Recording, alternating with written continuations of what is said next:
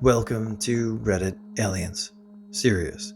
What was the scariest thing that you've witnessed this past decade? Please remember to like, share, and subscribe.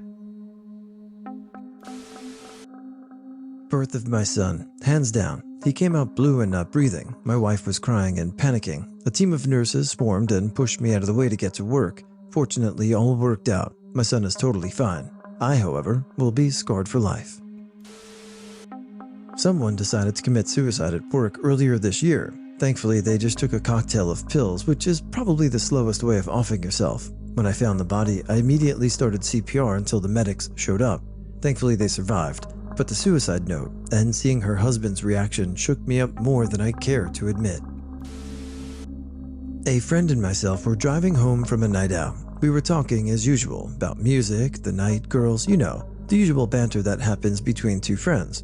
We were doing the speed limit down a main road that leads to my friend's home, 60 kilometers per hour, around 37 miles per hour for Americans, and a sports motorbike flew past us going at least double our speed.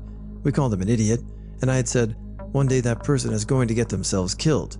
And sure enough, out of a side street, a minivan pulled out to go to the furthest lane and begin driving down the street. I witnessed the bike lock up as the driver jumped on the brakes. They death wobbled and then struck the side of the van. The bike itself jackknifed upwards, and the rider's hips and legs clipped the top of the van, sending them flying over the top and doing flip after flip. They struck the ground behind the van, which we couldn't see, and the bike crumpled the only way a destroyed piece of machinery could. We approached the accident, pulled off to the side. My friend and I exited the car. I ran to the bike driver and he checked on the minivan. I'll never forget the sound. As I approached the face-down bike rider, the rider sounded as if they were drowning. They were gurgling, gasping for air, and trying to speak, but sounded extremely winded. Instantly, I jumped on the phone, called the ambulance, gave them the street name, which still haunts my brain, and waited with the bike rider. I didn't bother moving them as I didn't know if they had a broken back or anything.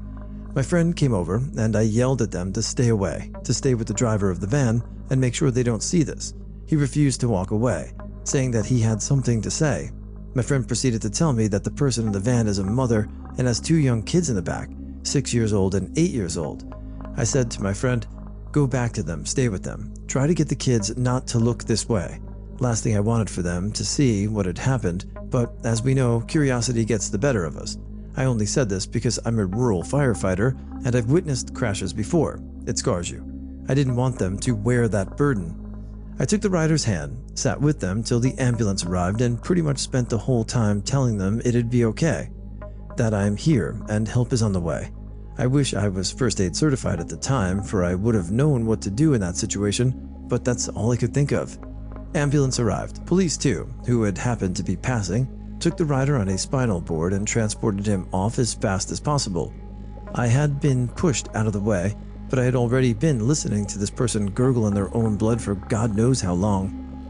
My friend, the driver, kids, and myself were super shaken up, but at least that was behind us. Police told us we were good to leave, and we did. We sat in silence that night while the TV was on and ended up drinking to forget. Fast forward, and the rider is on the news, died in hospital. Merry Christmas, young me.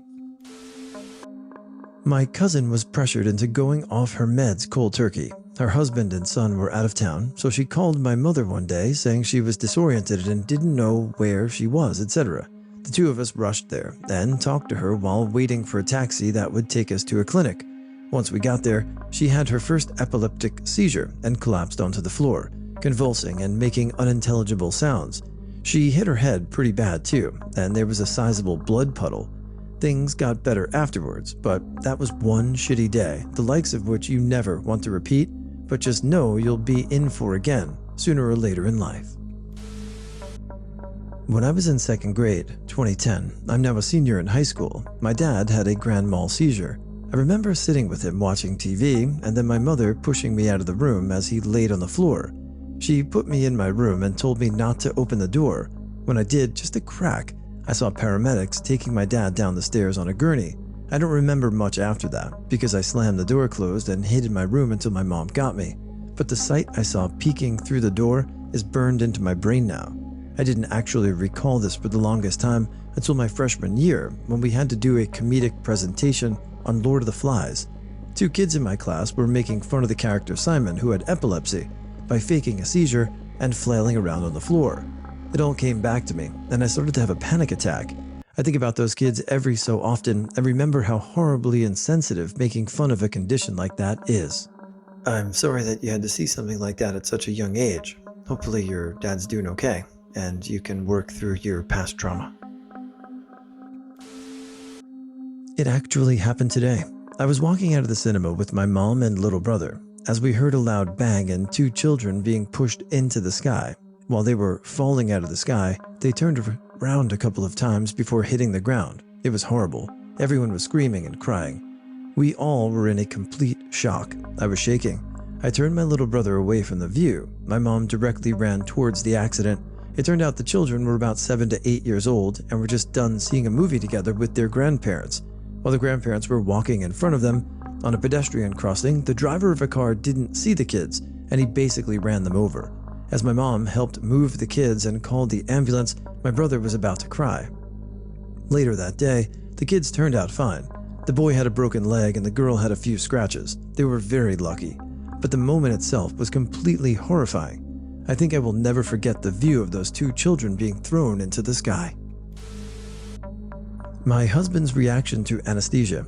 His body temperature dropped to 92 degrees. He was cold to the touch. It was terrifying. He is much better now, living with dialysis, but much better. It was terrifying and freeing. I made it through seeing the love of my life nearly die. Everything else fails in comparison. All other problems are just small stuff. Some would say this more gruesome than scary, but from our perspective, it was pretty scary. I'm currently a junior in my school and one of the leading captains on my soccer team. This was one of our rivalry games, so everyone was pretty hyped up and ready to go. The game went on, and with about 15 minutes left in the game and us down by 2, my teammates turned up the aggression knob.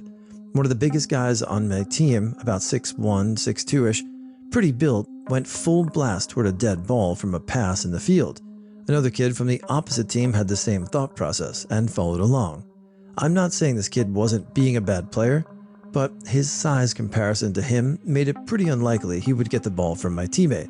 So in the midst of them both charging for the ball, it was kind of like one of those silent moments that everyone is stopped and focused on that one thing. Anyhow, they both full charge for this thing and their legs collide. This huge crack erupted, like that of a tree branch snapping. This honestly didn't surprise us because colliding shin guards often sound like that, but then they both went to the ground. I was by the collision and the smaller kid landed closer to me. I went to give him a hand up, but he just had this shocked expression on his face. I looked down and his leg and ankle are both twisted in opposite directions. Some of my teammates were close behind me and I told them to look away. A bunch of the opposite team kept saying, "It's broken, it's broken."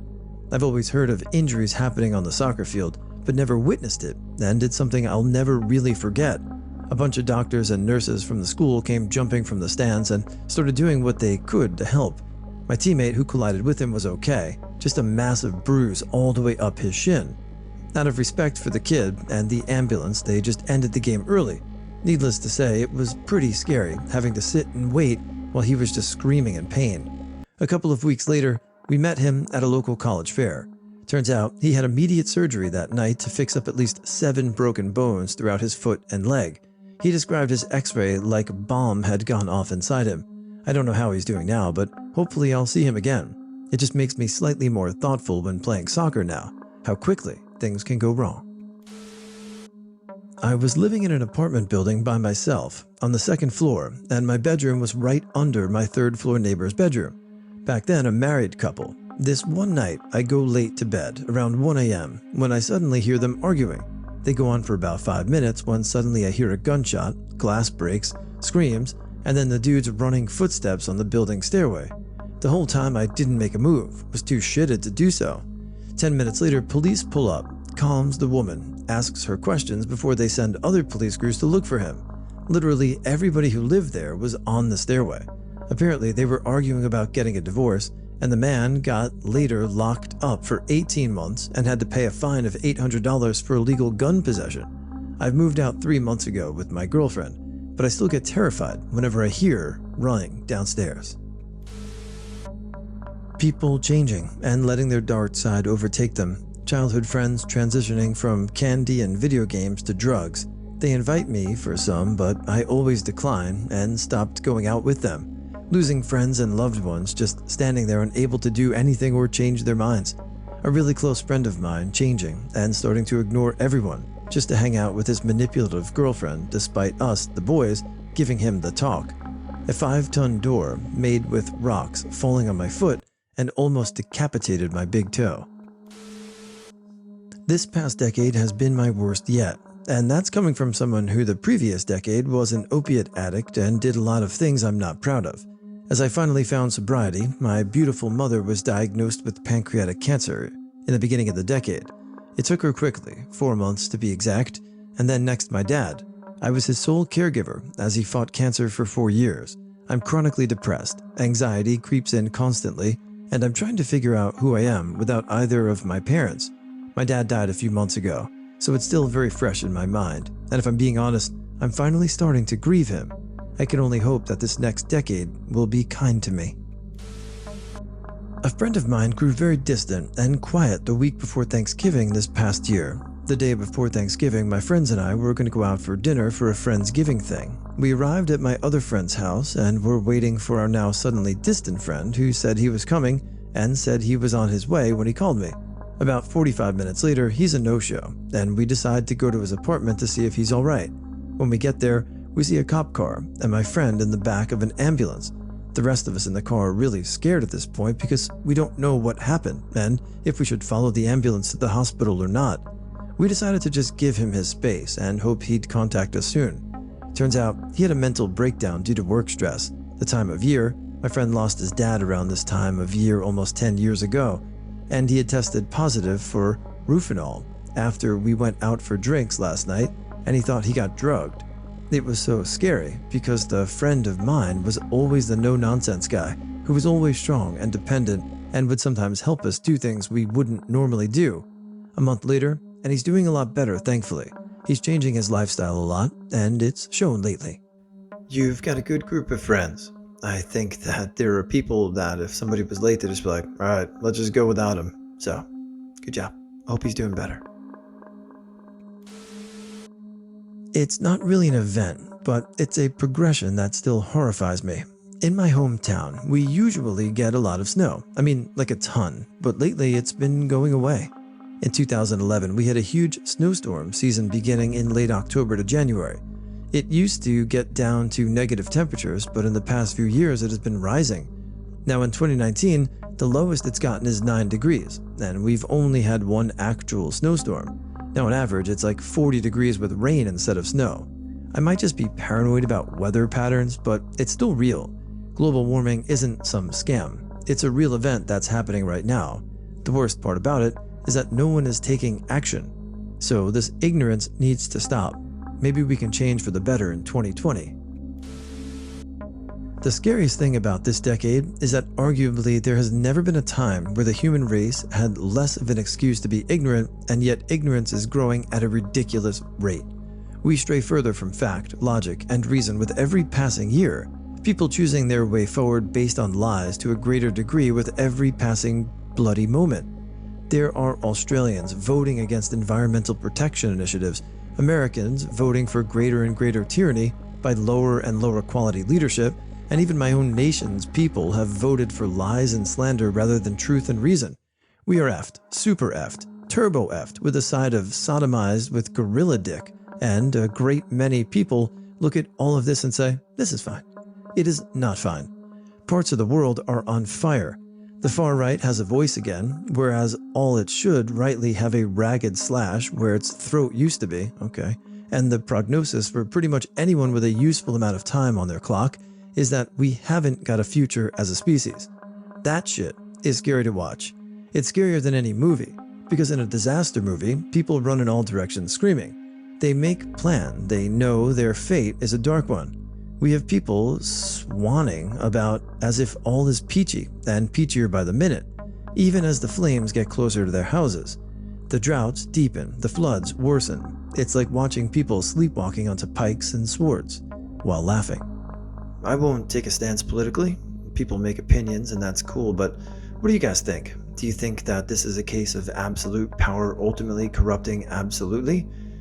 Or just nonsense?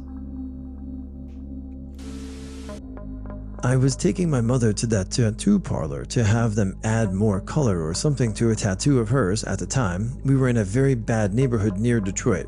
As we were waiting, I decided to go get a hot dog from a neighboring hot dog stand. I have no idea why they had a hot dog stand at 10 o'clock at night. While I was on my way back to the parlor, I start hearing screaming from the Rite Aid across the street. Then I see a woman bashing the head of what looked like a 10-year-old boy on the brick wall. Instantly, I run over there, and there are two other people running over there with me, a guy from the tattoo parlor and a woman who worked at the parlor.